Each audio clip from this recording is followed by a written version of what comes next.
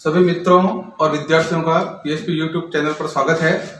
अपन ने इससे पहले की क्लास जो थी मेरी मानव भूगोल की विचारधाराएं, उस पर मैंने नियतिवाद और संभववाद पर विस्तार से चर्चा की थी। आपको इसके बारे में पूरा विवरण समझाया था मैंने आपको कि नियतिवाद विचारधारा जर्मनी के भूगोलवेत्ता रेडजर के द्वारा प्रतिपादित की गई थी और इस विचारधारा में किन किन बातों का उल्लेख किया गया था। इसमें प्रकृति को सर्वोपरि मान करके रेडजर महोदय ने विस्तार से इस पर अपनी व्याख्या प्रस्तुत की थी। उसी प्रकार से इस विचारधारा के प्रतिपादित होने के बाद में दूसरी विचारधारा ने जन्म लिया जो इसी विचारधारा पर आधारित थी। लेकिन नीतिवाद की जो विचारधारा थी उस विचारधारा में प्रकृति को सर्वोपरि माना था, जो कि संभव नहीं था। उसके बाद में इसी विचारधारा के आधार पर संभववाद की विचारधारा का जन्म हुआ। विडोल्ड डी ब्लास महोदय ने इस विचारधारा को प्रतिपादित किया था। इसमें बताया था कि सर्वोपरि प्रकृति ना होकर के मानव है, मानव ही अपनी सूझबूझ और अपनी बुद्धि कौशल के द्वारा प्रकृति का नियंत्रण करता है और अपने विकास की संभावना को तलाश करके अपना विकास करता है। ये दोनों विचारधाराएं प्रतिपादित हुई। इन दोनों विचारधाराओं में बहुत सारी ऐसी बातें थी जिसमें प्रकृति को कहीं सर्वोपरि माना गया था और कहीं पर मानव को सर्वोपरि माना गया था। दोनों ही विचारधाराओं की बहुत ज्यादा आलोचना हुई और इसी विचारधारा के आधार पर एक तीसरी विचारधारा ने जन्म लिया जिसको नव निश्चयवाद विचारधारा के नाम से जाना जाता है। इस विचारधारा को प्रस्तुत किया था ग्रिफिथ टेलर महोदय ने और इसका संक्षिप्त विवरण जो है वो 12th की आपकी ज्योग्राफी की बुक में भी मिल जाएगा विवरण। लेकिन इस विचारधारा को ग्रिफिथ टेलर महोदय के द्वारा प्रतिपादित करने का जो उद्देश्य था वो ये था कि नीतिवाद की जो विचारधारा थी इसमें प्रकृति को सर्वोपरि माना था, संभववाद की विचारधारा में मानव को सर्वोपरि माना था। लेकिन ग्रिफिथ टेलर महोदय ने इन दोनों विचारधाराओं के बीच का मार्ग जो है वो प्रशस्त करके एक नई विचारधारा का जन्म दिया, एक नई विचारधारा को लागू किया, एक नई विचारधारा को विश्व के पटल पर ला करके लोगों के बीच में इसको समझाने का प्रयास किया। और इस विचारधारा के बारे में हम जब विस्तार से पढ़ेंगे तो हमको भी समझ में आएगा कि किस प्रकार से यह विचारधारा जो है वो इन दोनों विचारधाराओं के मध्यम मार्ग का अनुसरण करती है और इस प्रकार से सटीक विचारधारा ग्रिफिथ टेलर महोदय के द्वारा प्रस्तुत की गई।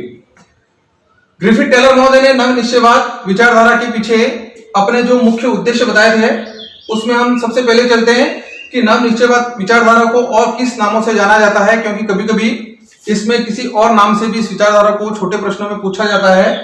तो हम उपनाम जान लेंगे इसके एक बार। इस विचारधारा को रुको और जाओ नियतिवाद विचारधारा के नाम से भी जाना जाता है। रुको और जाओ का संबंध किससे है, क्यों बताया गया है, क्यों नाम रखा गया, इस पर अपन विस्तार से चर्चा बाद में करेंगे। लेकिन पहला इसका उपनाम होगा रुको और जाओ नियतिवाद।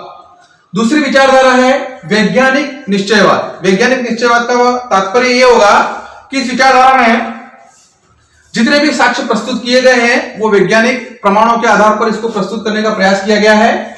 और तीसरा, इस विचारधारा को लगभग सभी अमेरिकन, सभी ब्रिटिश और सभी रूसी भूगोलवेत्ताओं ने इसको माना है और उसके प्रमाणों को सार्थक सिद्ध किया है। इस कारण से इस विचारधारा को अमेरिकन, ब्रिटिश और रूसी विचारधारा के नाम से भी जाना जाता है।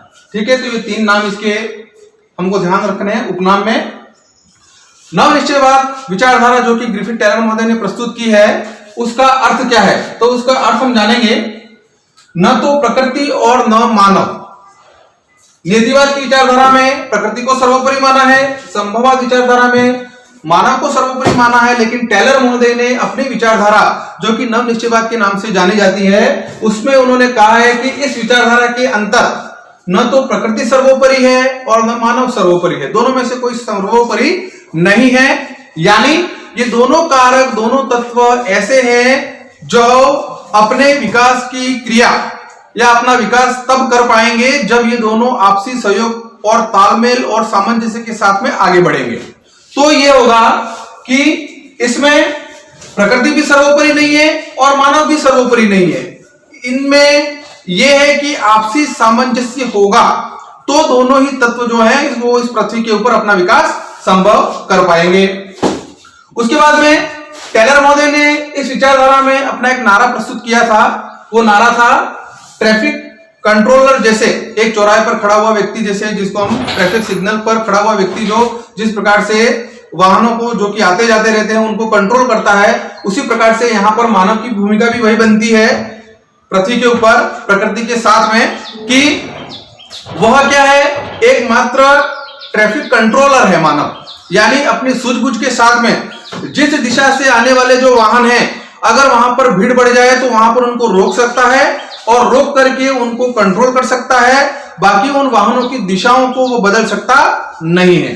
उसी प्रकार से प्रकृति की अपनी एक सीमाएं हैं, उस सीमाओं को में रह करके मानव अपना विकास करना संभव हो सकता है।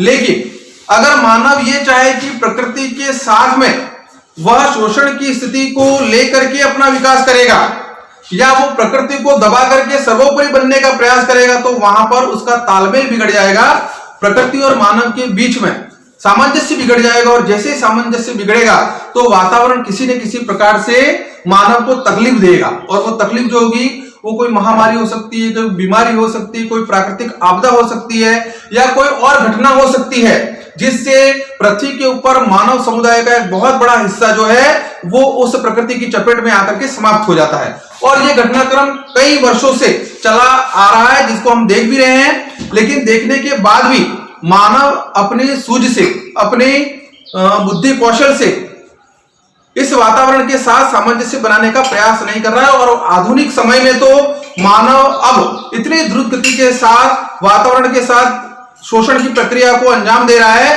कि आने वाले और जो वर्ष होंगे, यानी भविष्य का जो समय होगा, उसमें मानव को और कौन कौन सी आपदाओं और तकलीफों का सामना करना पड़ेगा, इस विषय में हम जान भी नहीं पाएंगे।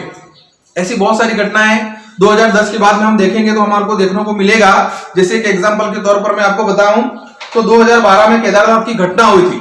अब केदारनाथ की जो घटना थी उसका संबंध हम निश्चयवाद से हम लगा सकते हैं, एक आधुनिक अपन उदाहरण प्रस्तुत कर सकते हैं।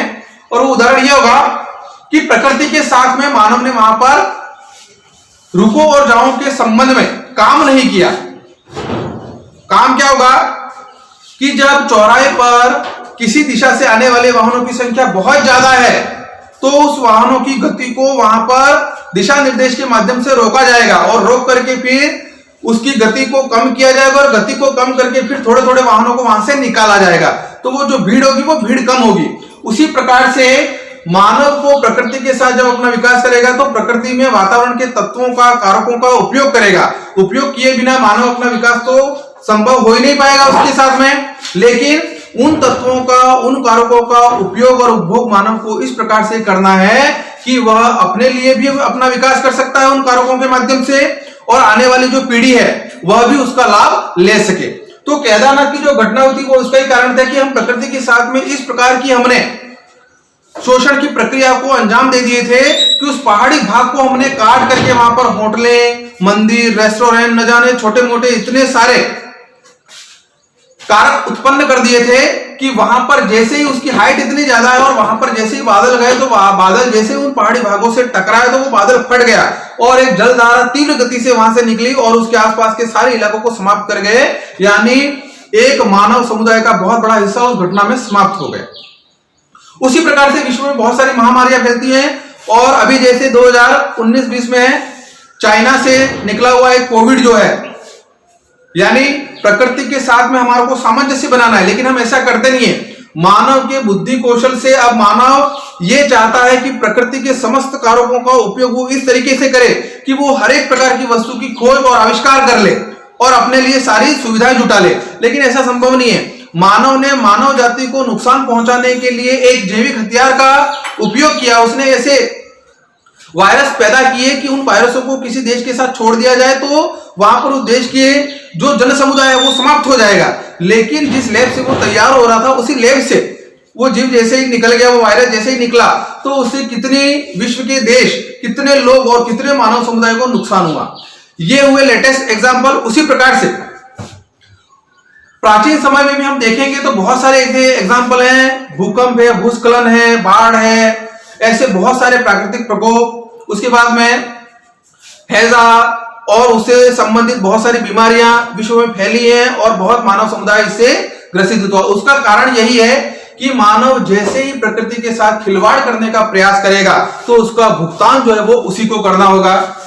यानी कि इस पृथ्वी के ऊपर प्रकृति जो है उसकी अपनी कुछ सीमाएं होती हैं, उस सीमाओं में रह करके मानव जो है वो अपना विकास कर सकता है, उन कारकों का उपभोग कर सकता है और कारकों का उपभोग करने के साथ में उनको संरक्षित भी करना है ताकि आने वाली जो पीढ़ी है उसका लाभ ले सके।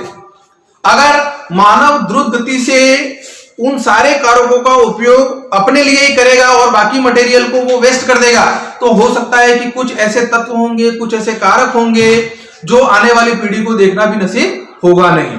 तो ऐसी स्थिति में यहाँ पर ग्रिफिथ टेलर महोदय ने इन दोनों विचारधाराओं के मध्यम मार्ग निकाला और उस मध्यम मार्ग को उन्होंने रुको और जाओ नियतिवाद विचारधारा के नाम से प्रस्तुत किया। यानी कि इसमें प्रकृति सर्वोपरि नहीं है, मानव सर्वोपरि नहीं है, लेकिन कहने का तात्पर्य यह है कि प्रकृति की अपनी कुछ सीमाएं हैं और उस सीमाओं में रह करके मानव को विकास करना है। जैसे समुद्रों नदियों से निकला हुआ जो पानी है उस पानी को मानव रोक सकता है, रोक करके बांध बना सकता है, बांध बना करके जल विद्युत पैदा कर सकता है, मत्स्य उद्योग का पालन कर सकता है और भी बहुत सारी उद्देश्यों को उसके आधार पर पूरा कर सकता है। लेकिन नदियों के द्वारा जो पानी जिस दिशा और जिस गति से प्रवाह होता है उस प्रवाह को, उस दिशा को मानव कभी भी मोड़ सकता नहीं है। उसी प्रकार से अगर हम बात करें कि विश्व में टुंड्रा प्रदेश जो कि कनाडा और साइबेरिया का क्षेत्र है वो बहुत विषम परिस्थिति वाला क्षेत्र है। उसके साथ में अगर हम बात करें सारा का मरुस्थल विषम परिस्थिति वाला क्षेत्र है। उसी के साथ में हम बात करें अफ्रीका के जंगल बहुत ही विषम परिस्थिति वाला क्षेत्र है, लेकिन वहां पर भी बहुत बड़ा मानव समुदाय निवास करता है। अब जब मानव समुदाय निवास करता है तो उसका मतलब यह है कि उन विषम परिस्थितियों में, कठोर जलवायु में अगर मानव निवास कर रहा है तो वो निवास किस आधार पर कर रहा है कि प्रकृति के जैसे नियम बने हुए हैं, जैसी अवस्था, जैसी जलवायु, जिस प्रकार का वातावरण उस स्थान पर बना हुआ है उसके अनुरूप मानव अपने आप को अनुकूलित करता है, अपने आप को ढालता है और ढाल करके उसके साथ सहयोग करके, प्रकृति के साथ सहयोग करके वो अपना जीवन यापन करता है। तो वहां पर मानव समुदाय जो एक बहुत बड़े समूह में निवास कर सकता है। उसी प्रकार से अगर हम प्रकृति के दिए हुए दिशा निर्देशों के आधार पर चलेंगे तो चल करके मानव जो है वह अपना विकास संभव कर सकता है। लेकिन जैसे ही मानव ने प्रकृति के साथ द्रुत गति से शोषण, उसके बाद में उसके साथ खिलवाड़ करने का अगर प्रयास किया तो किसी न किसी रूप में मानव को उसका भुगतान किसी न किसी रूप में करना होगा। उसके साथ में अपन बात करते हैं कि किस प्रकार से रुको और जाओ नियतिवाद के आधार पर टेलर महोदय ने इस सिद्धांत को प्रतिपादित करने का तात्पर्य क्या लगाया। तो इसका तात्पर्य यह है कि हम प्रकृति यानी मानव जो है वो प्रकृति के बिना अपना विकास किसी तरीके से संभव नहीं कर पाता है। यानी मानव को अपने विकास के लिए प्रकृति पर निर्भर रहना पड़ता है और प्रकृति उसको अवसर देती है, मौका देती है और उन्हीं कारकों के आधार पर उनका उपभोग और उपयोग करके मानव अपना विकास करता है। लेकिन मानव को प्रकृति के उन कारकों का, उन तत्वों का उपयोग तब तक करना है जब तक कि मानव और प्रकृति के बीच में संतुलन की स्थिति बनी हुई है। जैसे ही मानव को लगे कि प्रकृति के साथ मानव का जो कारकों का उपभोग करने का जो सामंजस्य है वो बिगड़ा, संतुलन खराब हुआ, तो वहां पर मानव को रुक जाना है। जैसे चौराहे पर सिग्नल लगा होता है, उसमें 3 बत्तियां लगी होती है, लाल बत्ती, उसके बाद में पीली बत्ती और हरी बत्ती।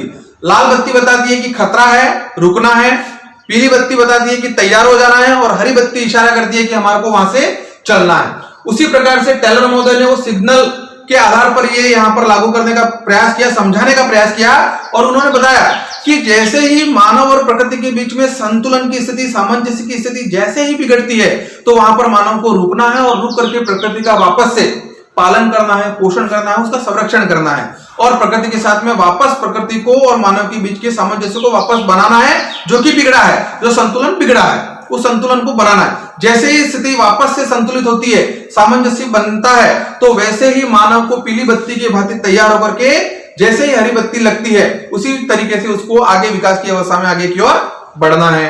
ये टेलर महोदय ने इस नव निश्चयवाद की विचारधारा को लागू करने का प्रयास इसी माध्यम से किया था, क्योंकि इन दोनों विचारधाराओं में नियतिवाद और संभववाद की विचारधाराओं की बहुत ज्यादा आलोचना हुई। इस विचारधारा में मानव की सूझबूझ को प्रस्तुत नहीं किया गया। इसमें यह कहा गया कि पूरी तरीके से कंट्रोल मानव का, जीवों का, वनस्पतियों का, सबका पालन पोषण जो करने वाला तत्व है वो प्रकृति है। इस कारण से प्रकृति सर्वोपरि है, जो कि किसी न किसी आधार पर स्पष्ट रूप से इस पर व्याख्या नहीं प्रस्तुत की गई। उसी आधार पर संभववाद विचारधारा उत्पन्न हुई। इस पर मानव को सर्वोपरि माना गया। मानव को जैसे ही सर्वोपरि माना गया तो तात्पर्य ये निकला कि प्रकृति और दूसरे जो जीव हैं उनका शोषण हो रहा है, प्रकृति दबाव झेल रही है और उसमें बहुत ज्यादा आलोचना की स्थिति बनी। तो इन दोनों विचारधाराओं के आधार पर टेलर महोदय ने नई विचारधारा का प्रस्तुतिकरण किया और इस विचारधारा को उन्होंने नवनिश्चयवाद के नाम से जाना। कहने का तात्पर्य यही है कि दोनों विचारधाराओं के मध्यम का मार्ग है। इसको अमेरिकन, ब्रिटिश और रूसी विचारधारा के नाम से भी जाना जाता है, वैज्ञानिक विचारधारा के नाम से भी जाना जाता है, क्योंकि इस पर टेलर महोदय ने जितने भी प्रमाण प्रस्तुत किए वो सारे के सारे वैज्ञानिक आधार पर स्पष्ट करते हैं कि वाकई में ये सही है कि इसमें न तो प्रकृति सर्वोपरि है न मानव सर्वोपरि है। दोनों ही आपस में मिलजुल करके, एक दूसरे का सहयोग करके, एक दूसरे का संरक्षण करके प्रकृति के तत्वों का उपभोग करेंगे तो मानव अपना विकास अच्छी तरीके से कर पाएगा और उसका लाभ भी समस्त मानव समुदाय को मिलेगा और आने वाली जो पीढ़ी है वो भी प्रकृति के उन सारे कारकों का लाभ उठा पाएगी। इस प्रकार से इस विचारधारा को प्रस्तुत किया टेलर महोदय ने। इस पर मेजर निबंधात्मक प्रश्न पूछा जाता है। इस कारण से हमारे को तीनों ही विचारधाराएं बहुत अच्छी तरीके से याद होनी चाहिए, पता होना चाहिए कि कौन सी विचारधारा किस बात को प्रस्तुत करती है। नियतिवाद विचारधारा किसने प्रस्तुत की, कौन सी बात इसमें प्रमुखता से उल्लेख की गई है, संभववाद विचारधारा कौन से भूगोलवेत्ताओं ने इसको प्रतिपादित किया गया, कौन सी बात का उल्लेख किया गया है, और नवनिश्चयवाद किस प्रकार से इन दोनों विचारधाराओं के बीच का रास्ता प्रस्तुत करती है। इस पर हमको डिटेल से थोड़ा सा पढ़ना होगा, जो कि हमारी पाठ्यपुस्तक में दे रखा है। मुझे लगता है आपको इस वीडियो को देख करके थोड़ी आसानी मिल जाएगी कि ये विचारधारा किस प्रकार से हमारे को बताती है। ठीक है, धन्यवाद।